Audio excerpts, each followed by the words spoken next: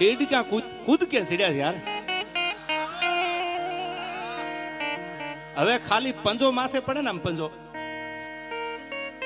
ફેદે ફેદા નીકળી જાય. તમે જાણો છો ડેઢકો એટલે આ દોહો કીધો. હવે નંબરિયા પડે છે, ફિલ્મ બાકી છે યાર.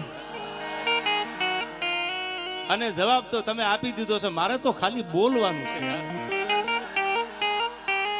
હજી કહું છું આ આવડા આવડા મારા ચાહક છે ત્યાં સુધી તમારે મથા એટલું મથી લેજો અને મનની મનમાં ન રહી જાય. હવે મારાથી નથી રહેવાતું.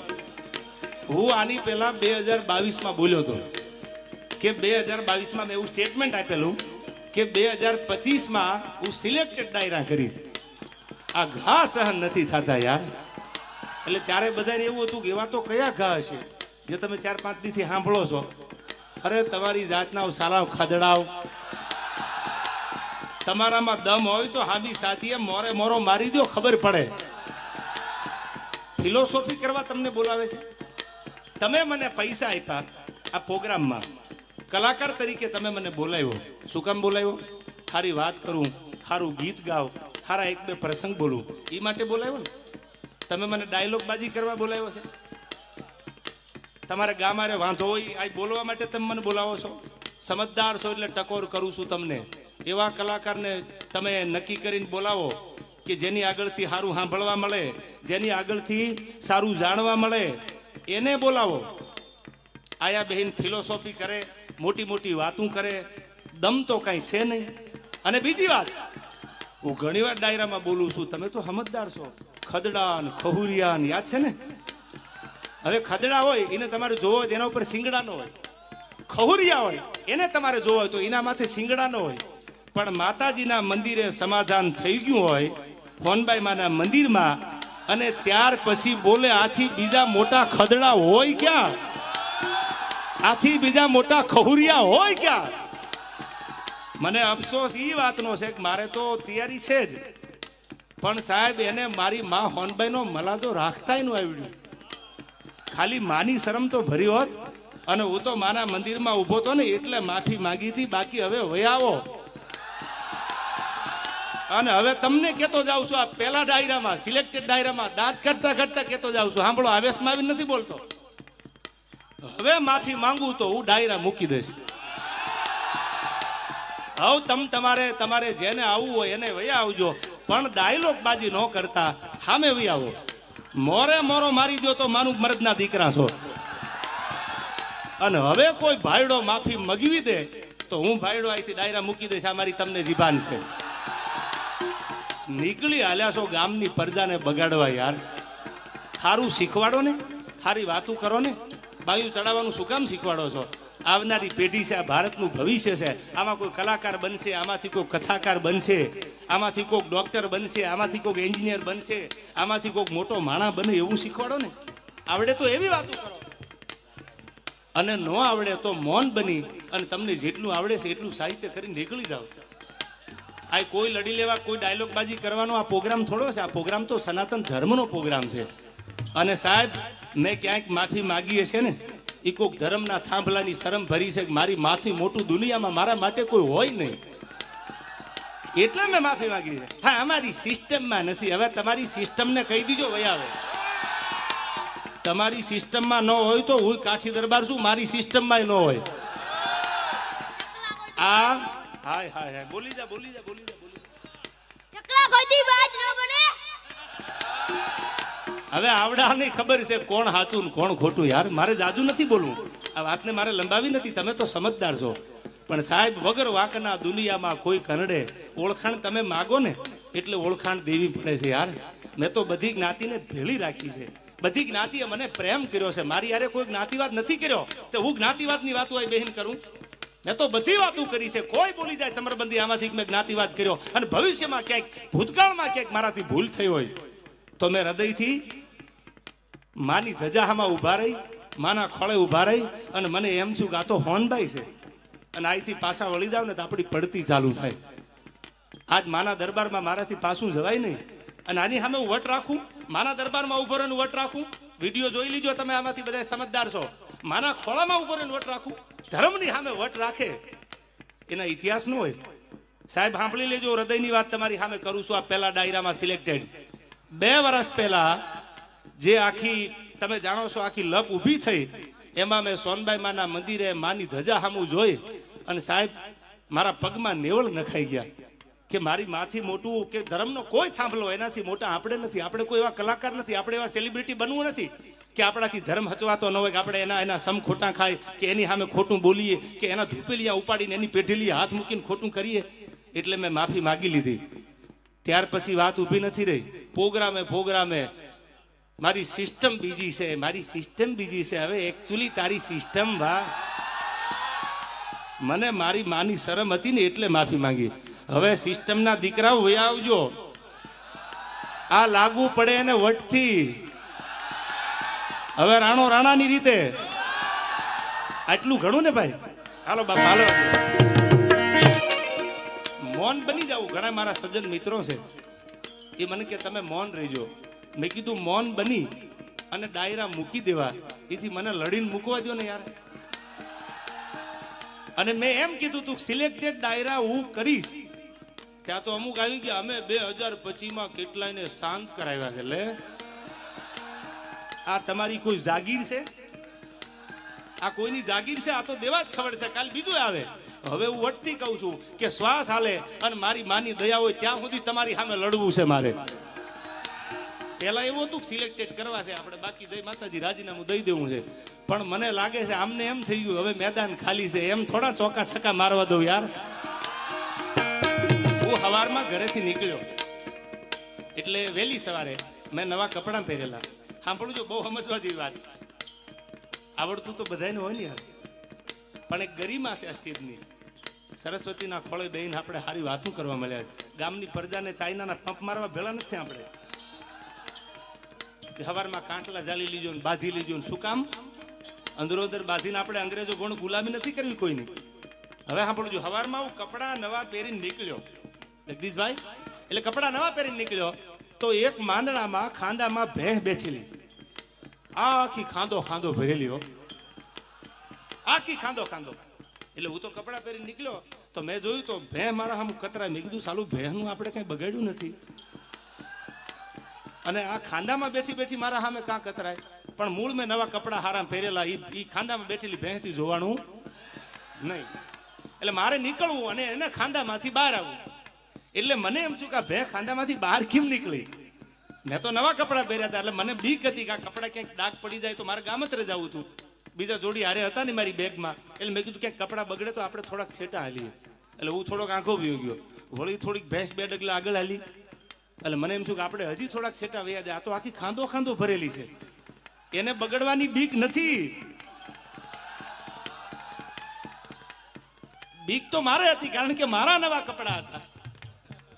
એટલે હું તો પાછો થોડોક આંખો હાલ્યો, વળી ભેંસ મારી સામે હાલી, વળી મંડી કાતરું મારો. વળી મેં વિચાર કર્યો કે દ્વારકા વાળા મેં ક્યાં કોઈનું બગાડ્યું છે, હું ક્યાં કોઈને નડ્યો. એ 2 વર્ષમાં મારું એક સ્ટેટમેન્ટ તો દેખાડો કે સમાધાન પછી હું બોલ્યો હોય તો કાલ ડાયરા હજી મૂકી દઉં. કોઈ દી ન બને.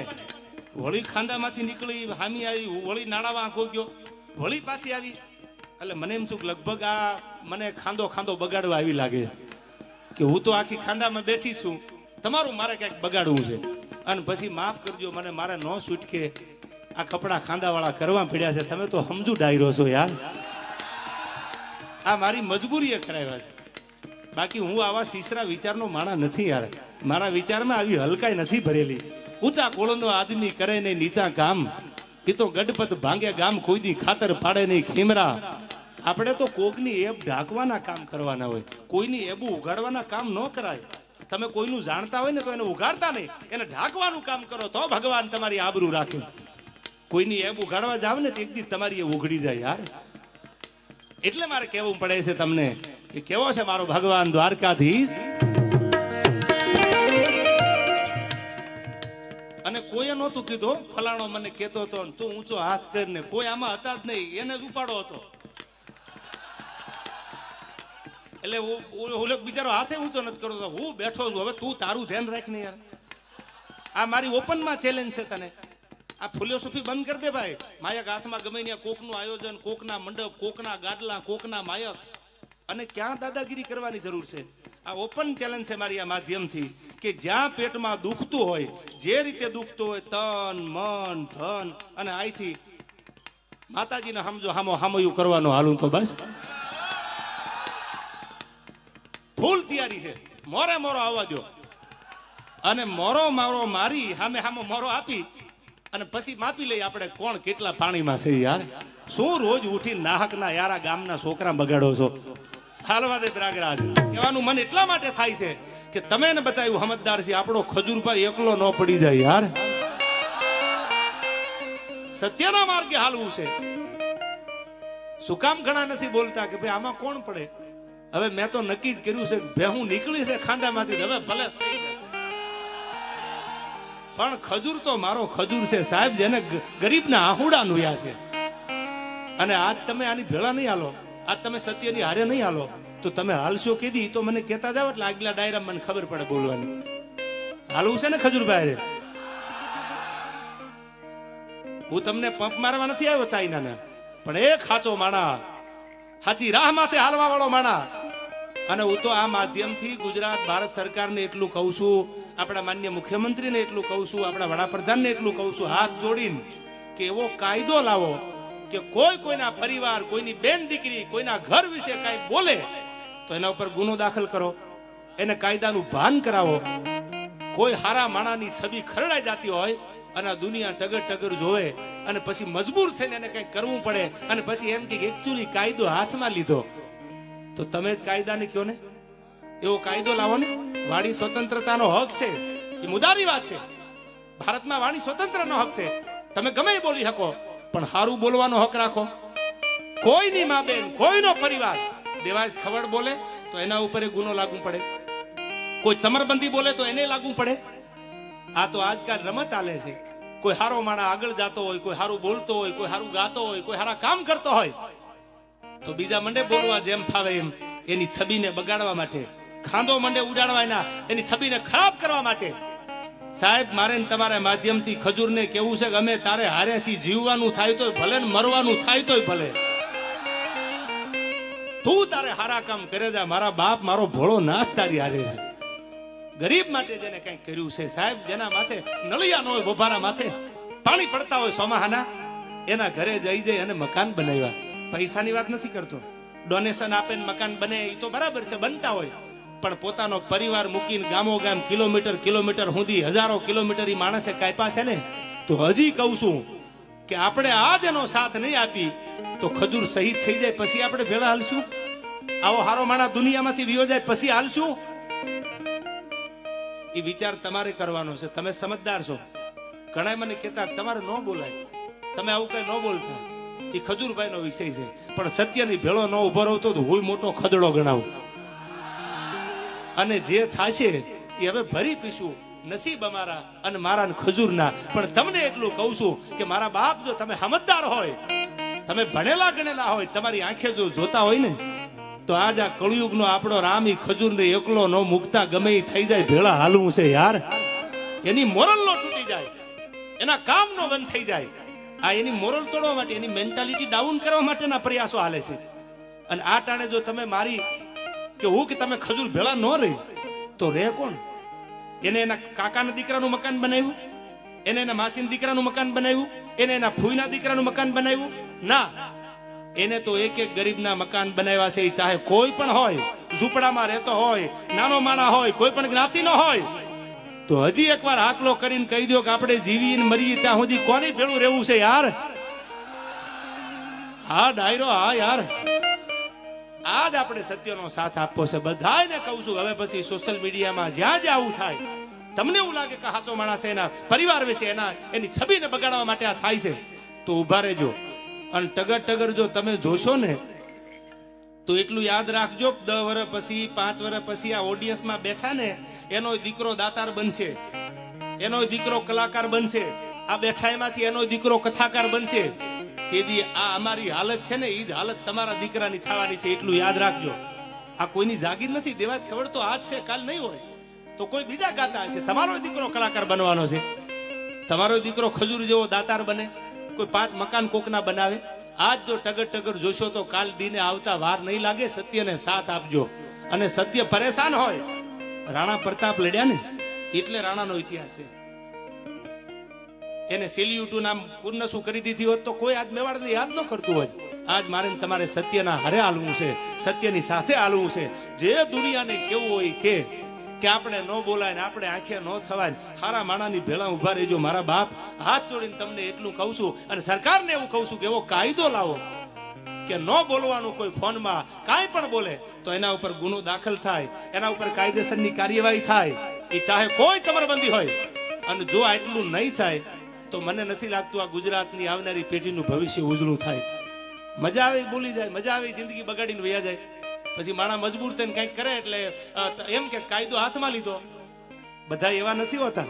સોમાનથી જીવવા વાળા આપણા ગુજરાતમાં આખા ભારતમાં છે યાર. એનું સોમાન જળવાઈ જાય એના માટે જીવજો. યુવાનોને એટલું કહું છું, સોશિયલ મીડિયાનો સદુપયોગ કરજો. તમારે ફેમસ થવા માટે કોઈને ખરાબ ન બોલતા, કોઈના પરિવારનું ખરાબ નહીં બોલતા. દ્વારકાધીશ ઉપર ભરોસો રાખી અને સારું બોલજો.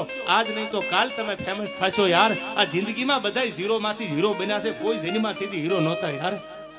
આ યુવાનોને કહું છું. હા મારો ખજૂર, હા કરોડ દિવાળી તારા રાત તપે બાપ. હવે મારે ગીત તમને સંભળાવવું છે, સાંભળજો. ફાંસીના માચડે ચડ્યા હતા યુવાનો માટે કવિએ ગીત લખ્યું છે. અમારો કિરણભાઈ ખાચર ગીતમાં લખે છે,